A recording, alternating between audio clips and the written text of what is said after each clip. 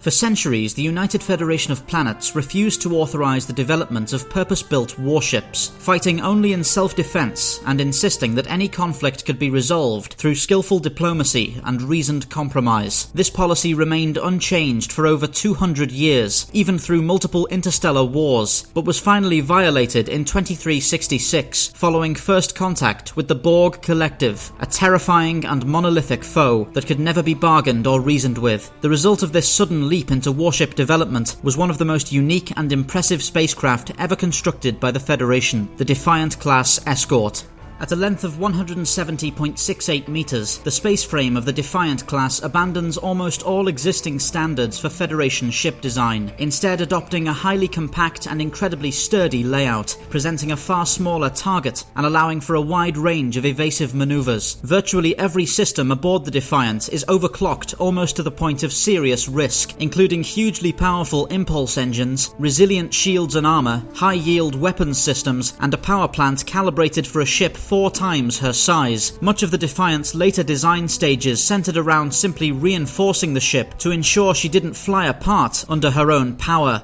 The Defiant's weapons arsenal is characteristically different from the Federation standard, exchanging omnidirectional firing arcs for an almost entirely bow-oriented layout. The Defiant's most distinctive weapons are a quadruple-mounted array of pulse phaser cannons built into the forward bracings of the ship's warp nacelles. These weapons were able to inflict far greater damage over far shorter periods than any conventional phaser array, but the pulsed nature of their projectiles demanded predictive targeting and sometimes led to inaccuracy over longer ranges. The Defiant's secondary weapons included a pair of conventional phaser arrays, an aft photon torpedo launcher, and a linked pair of forward launchers loaded with quantum warheads.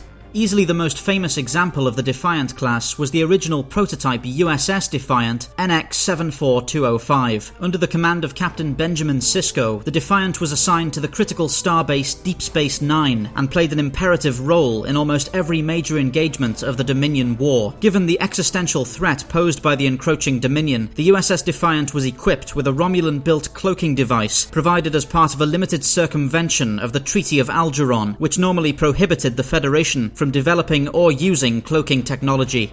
As the first true Federation warship, the Defiant set the standard for every combat vessel that came after it, heavily influencing the designs of the Akira, Norway, Steamrunner, and Sabre-class starships, all of which were introduced in late 2372 as part of a new wave of anti-Borg spacecraft. The Defiant class has remained in service even into the early years of the 25th century and remains one of the most unique and influential starship designs in Federation history.